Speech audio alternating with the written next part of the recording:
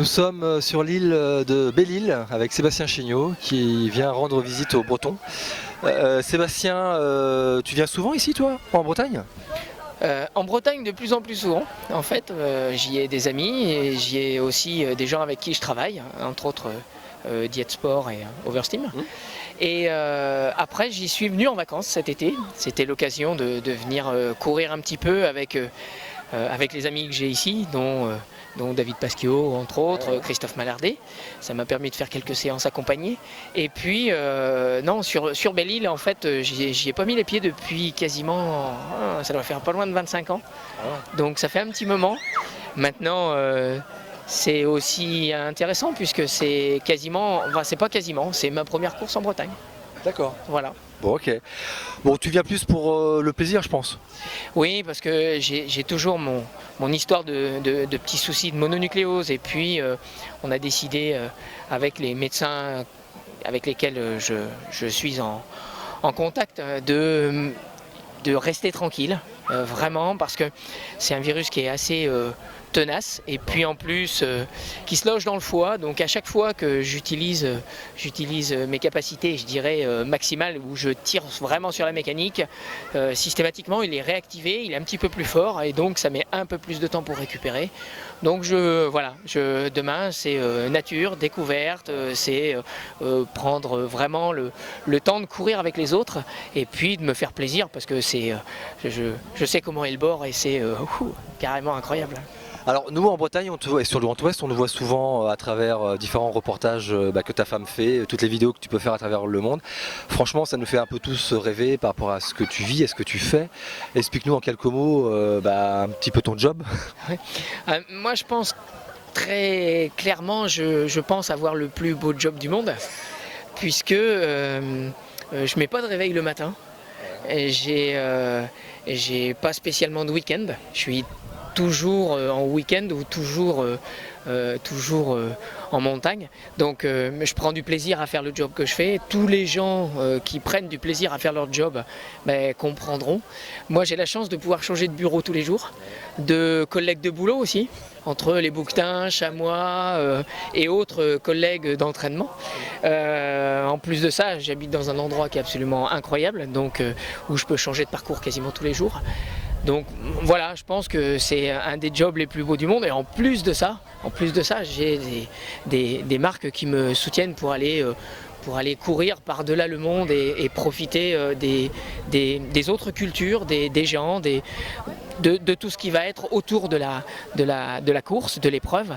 Donc voilà, moi je pense que j'ai un des plus beaux jobs du monde. Mais justement, pour tous les trailers, les ultra-trailers qui vont regarder cette vidéo, est-ce que c'est très facile d'arriver dans des endroits super sympas où c'est les plus beaux événements du monde entier, l'UTMB, tout ce que tu as fait aussi aux États-Unis. Voilà, donc qu'est-ce que tu en tires toi de toutes ces expériences-là? Moi, c'est vraiment systématiquement le choc culturel qui est absolument incroyable, que ce soit au Japon, que ce soit en Australie, au Chili, en Argentine. Les gens ont vraiment une culture et une façon d'aborder la vie qui est complètement différente. Et ça, à chaque fois, je prends vraiment une claque, je me dis... Là, par rapport à eux, on a vraiment beaucoup de choses à apprendre, ou par rapport à eux, on pourrait leur apprendre pas mal de choses. Cet aspect-là est vraiment, vraiment intéressant. Et je crois que de tous ces voyages, l'épreuve est intéressante. Ça, là-dessus, il n'y a pas de souci. Mais c'est pas ce que j'en retiens le plus. La rencontre avec les autres est beaucoup, beaucoup plus importante et plus intéressante.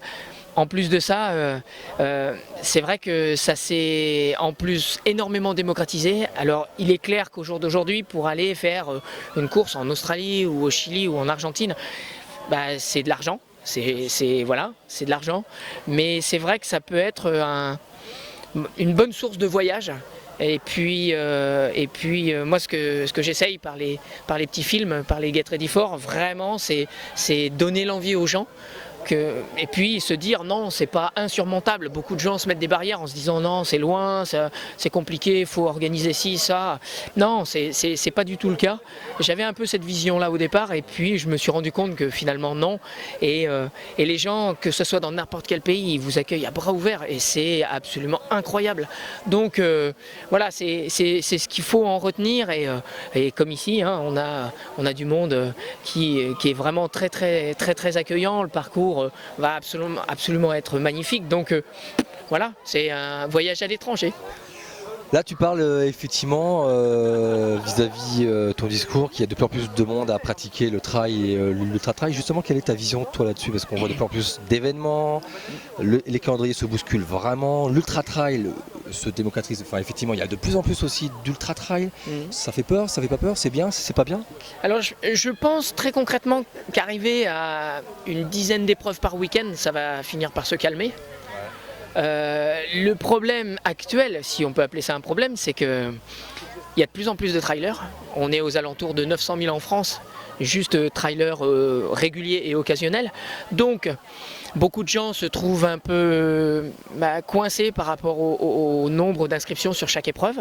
Les organisateurs ne peuvent pas faire tout non plus et n'importe quoi en ayant 3, 4, 5 000 ou 6 000 personnes sur la ligne de départ. C'est pas très intéressant aussi bien pour les coureurs que pour les organisateurs puisque c'est une pression énorme. Et à côté de ça, je pense qu'il y a un équilibre qui va se faire.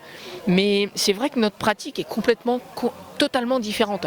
Je prends la pratique aux US, les courses les plus importantes comme Leadville, comme la Western ou comme la Hard Rock. Il y a 400 personnes sur la Hard Rock, il y a 140 dossards, c'est tirage au sort pour tout le monde. Non, pour tout le monde, c'est le tirage au sort. C'est-à-dire que moi j'ai eu la chance d'être tiré au sort, mais Kylian qui lui s'est présenté à 4 années d'affilée et a été tiré au sort la 4e année. Voilà, il n'y a pas de passe-droit, je trouve ça vraiment intéressant. Je pense qu'ils sont restés avec des modes de pratique relativement sains, dans le sens où on n'oblige personne à avoir du matériel obligatoire, ils restent autonomes. Et donc la pratique dans cet état d'esprit-là oblige les gens à être autonomes et surtout à savoir dans quoi ils s'engagent. Ce qui n'est plus du tout la même chose chez nous. Beaucoup de personnes prennent pas le temps de progresser, veulent absolument faire de l'ultra. Et l'ultra, c'est pas un but en soi.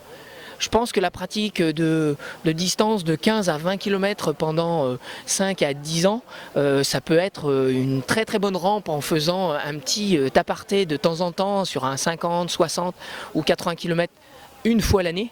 2 fois l'année grand maximum, mais de vouloir enchaîner des ultras, je pense pas que ça soit la bonne solution. C'est clair que les magazines y sont pour beaucoup, puisque c'est la vitrine. Maintenant, je pense que pour chacun d'entre nous, c'est pas forcément une bonne chose et de préserver son intégrité physique et physiologique en continuant à faire des distances courtes, ça permet vraiment de durer dans le temps. On voit des personnes qui font des one-shot ou des 1 à 2 années et puis pof qui disparaissent. Maintenant, il faut juste se poser la question de savoir ce qu'on choisit pour l'avenir, si on décide de faire du one-shot ou si on décide de durer dans le temps. Et moi j'ai plus vu cet aspect-là, je trouvais plus intéressant parce que je me suis dit, si je fais du one-shot et que je me mets à bloc sur toutes les courses qui me plaisent, je pense que ça risque d'être compliqué et puis en plus de ça je profiterai de rien. Donc je préfère profiter dans le temps et puis en plus de ça il y a des nouvelles courses tous les ans. Il te reste quoi à faire toi en fait? Il me reste plein de courses. C'est peut-être, mais c'est pas un but en soi. Non, j'ai plus des optiques personnelles, hein, des objectifs personnels que j'ai. Et puis j'ai des expéditions dans les 6 prochaines années qui seront annoncées entre fin octobre et début novembre.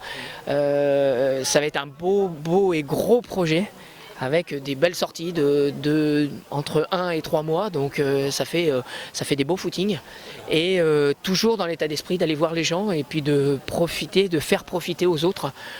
C'est cette chance que j'ai de pouvoir visiter et courir le monde. Voilà. Qu'est-ce que tu peux dire à nos amis trailers bretons Grand Ouest? Je peux leur dire déjà qu'ils courent quasiment tous très vite. Tous les Bretons que je connais, ils cavalent. Donc faut préserver cet aspect-là parce que dans course en montagne, il y a course avant tout. Et beaucoup de gens l'oublient. on se retrouve avec des gens qui sont pas coureurs et qui viennent en montagne pour faire du trail et qui passent leur temps à marcher. Et je trouve ça dommage. C'est l'essence même du trail, c'est de la course à pied. Et puis après, faut venir nous voir un peu de temps en temps du côté de Cham et en montagne, comme certains coureurs, entre autres David Pasquio ou Christophe Mallardet qui ont bien compris que la course à pied c'était une chose, la montagne c'était autre chose et que le mélange des deux était le meilleur mélange qu'il pouvait y avoir. Je te souhaite une bonne course pour demain. Oui, bon, je vais prendre du plaisir. Je pense que je vais prendre un appareil photo parce que je vais certainement essayer de faire quelques photos le long de la côte. Et puis comme il y a 83 km en plus, il y a le temps. Merci beaucoup. À bientôt. Ciao.